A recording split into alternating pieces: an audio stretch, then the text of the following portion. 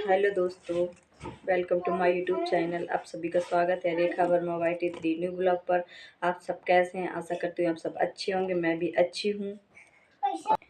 और दोस्तों, जैसे कि आप जानते ही हैं कि प्रयागराज महाकुंभ में मेला लगा हुआ है, जो कि बहुत ही विशाल और बड़ा महाकुंभ है। उनसे हमें लग रहा ऐसा कि शायद वहीं पे होता है, और दूसरी जगह आज तक हमने कभी ना सुना है और देखा तो हमने प्रयागराज का भी नहीं है अभी तक। और वहाँ पे एक लड़की जो कि मोनालिसा, आप तो सब अच्छे से जानते हैं, जो कि क्योंकि पूरे सोशल मीडिया पे छाई हुई हैं। कोई भी आप इंस्टाग्राम, फेसबुक, यूट्यूब कुछ भी खोल लो तो सिर्फ मोनालिसा मोनालिसा वही दिखती हैं। इतनी ज़्यादा वायरल हो गई हैं, इतनी ज़्यादा सोशल मीडिया के द्वारा इतनी ज़्यादा फेमस हो चुकी हैं कि हर जगह बस उन्हीं की वीडियोस आती हैं ज़्यादातर इस समय। और अपनी आँखों को लेकर ना कोई टैलेंट, ना कोई वो दिखाया उन्होंने, सिर्फ अपनी आँखों के दम पर और अपने चेहरे को के दम पर, अब सबसे मेन अपनी आँखों के दम पर वो वायरल हुई हैं। और आँखें भी उनकी सुंदर हैं और उनका चेहरा भी सुंदर है। और उनकी बहन भी देखिए, वो उनकी भी आँखें खूबसूरत हैं, वो भी ठीक हैं। और उनके भाई को देखिए, उनकी भी आँखें ठीक हैं। हमें तो जब मोनालिसा और उनके भाई खड़े होते हैं, उनकी बहन खड़ी होती हैं, तीनों लोग, तो हमें तो लगता है कि ये बॉलीवुड की कोई साक्षात इच्छाधारी नाग नागिन है। हमें तो ऐसा लग रहा है अगले जन्म में ये पक्का नाग नागिन ही रहे होंगे। और मेरा मानना ऐसा ही है कि नाग नागिन ही रहे होंगे ये, क्योंकि अब देखिए, जब मोनालिसा और उनके भाई खड़े होते तो हमें तो लगता है ये बॉलीवुड के साथ ये वो खड़े हुए हैं, इच्छाधारी नाग नागिन खड़े हुई हैं, फिल्म शूटिंग चल रही है बिल्कुल उनकी, हमें तो ऐसे ही लगता है। और दोस्तों, ऐसा ही नहीं, वहाँ से आए दिन एक नई वीडियो निकल के आती रहती हैं। जैसे कि आप हाल ही में आप देख लो, एक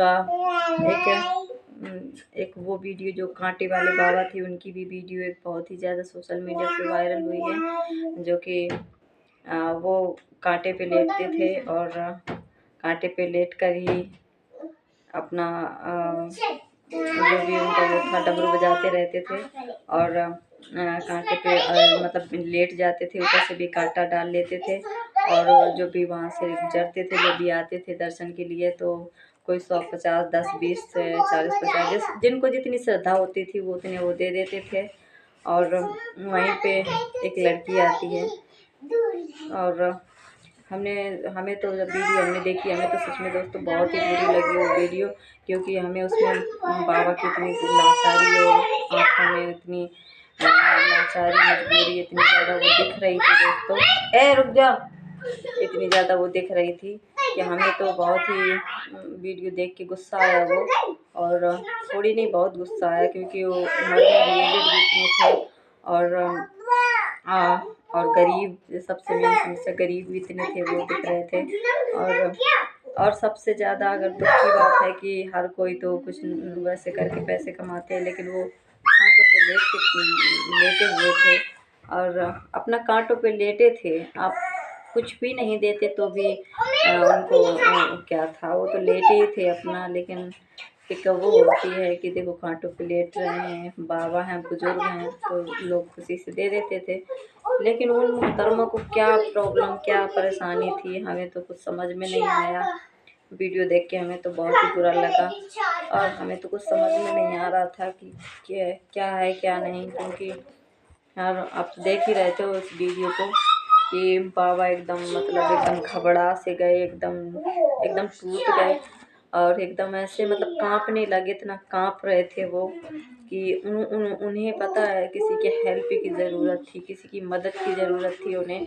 और उस वक्त सारे लोग एक बाबा का तमाशा, एक बूढ़े बुजुर्ग का तमाशा पूरे लोग देख रहे थे खड़े होके, लेकिन कोई आगे नहीं आया, कोई उनकी हेल्प के लिए आगे नहीं आया वहाँ पे। और सब लोग तमाशा देख रहे थे वहाँ पे खड़े होके, और वो बेचारे इतने कांप रहे थे। अपने पैसे जब समेट रहे थे तो वो क्या बोल रही हैं, कह रही हैं कि अभी तो आप कांटे पे लेटे थे, तब तो आपको कोई मोह माया नहीं थी, अब अचानक से आपको मोह माया कहाँ से आ गई। तो वहाँ पे हर कोई अपना पेट पालने के लिए, अपने घर परिवार को देखें, बच्चों को का पेट पालने के लिए और चंद पैसे कमाने के लिए ही बाहर लोग जाते हैं सर्दी में। और सर्दी हो या धूप में आदमी निकलते हैं तो 4 पैसे के लिए निकलते हैं। वो तुम्हारी जेब तो नहीं काटी थी उसने, तुम्हारे घर में डाका तो नहीं डाला था उसने। अरे यार, वो कांटों पे लेटे थे, जिनकी जितनी श्रद्धा थी वो डालते थे। तुम्हारे पास नहीं थे, या थे तुम्हें नहीं देना था मत देती। तुम्हें क्यों इतनी बिल्कुल जलन हो रही थी कि हमारी कमाई का पैसा है, हमारे देश से पैसा, हमारे यहाँ से पैसा बर्बाद हो रहा है, ये हो रहा वो हो रहा है, तुम्हें तो जेल में जाना चाहिए, जेल में ही बैठ के रोटी खाना चाहिए, ये करना चाहिए, वो करना चाहिए। दोस्तों, हमें तो बहुत बुरा लगा। और जहाँ तक हम यही कह रहे हैं कि उस लड़की को अगर कुछ कोई ना कर सके, ना कोई करे, क्योंकि वो भी किसी की बहन होगी, बेटी होगी, तो उसको ज़्यादा से ज़्यादा उसको समझाने का प्रयास करें। उसकी लगाम जो खुली है उसको कसने की प्रयास करें। और जहाँ तक उस लड़की के महाकुंभ में गई थी पर पाप धुलने के लिए, लेकिन 1-2 पाप अपने सर पे ले आई, ये तो पक्का है। तो हम यही कहना चाहेंगे कि अगर उन्हें अपने पाप धुलने हैं तो जाके उसे बाबा के से माफ़ी मांगे और बाबा से कहे कि बाबा हमसे गलती हो गई। और हर एक बाबा की बात नहीं होती, लेकिन वो बाबा और उन बाबों में हमें कुछ वो नज़र नहीं आ रहा था। काफ़ी ऐसे साधु होते हैं, संत साधु होते हैं कि वैसे जो डुप्लीकेट वैसे होते हैं कि छल कपट भी करते हैं और कई तरीके के होते हैं, पर हर बाबा एक जैसे नहीं होते हैं। कोई बाबा तो बाबा के रूप में साक्षात भगवान ही होते हैं। तो हमेशा मतलब कोई भी बाबा हो, कोई भी संत महात्मा हो, हमेशा उनकी इज्जत करनी चाहिए और हमेशा उनका सम्मान करना चाहिए, कभी उनका तिरस्कार नहीं करना चाहिए। जहाँ तक हम यही जानते हैं, क्योंकि पता नहीं, वो कहते नहीं हैं, पता नहीं किस रूप में आके श्री नारायण मिल जाएंगे, है ना। और निर्मल मन के दर्पण में वो श्री राम के दर्शन पाएंगे। तो पता नहीं चलता कि किस साधु के वेश में भगवान आ जाए। तो इसीलिए कभी किसी इस बाबा साधु का तिरस्कार नहीं करना चाहिए।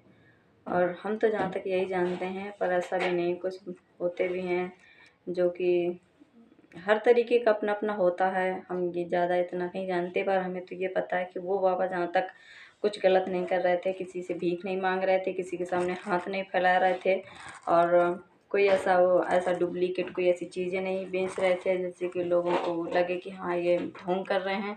वो तो सिर्फ चुपचाप अपना कांटों पे लेटे थे, जिनकी मर्जी थी वो दे रहे थे, जिनकी मर्जी नहीं थी वो निकल जा रहे थे।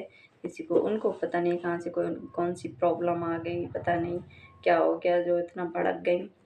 तो यही कि हमारा तो यही मानना है, जाके बाबा से माफ़ी मांग लें और कान पकड़ के उठ बैठ लें और बाबा को जितना ठेस पहुंची है उनकी थोड़ी बहुत अगर मदद कर सके तो मदद कर दें, क्योंकि वो बहुत ही गरीब हैं।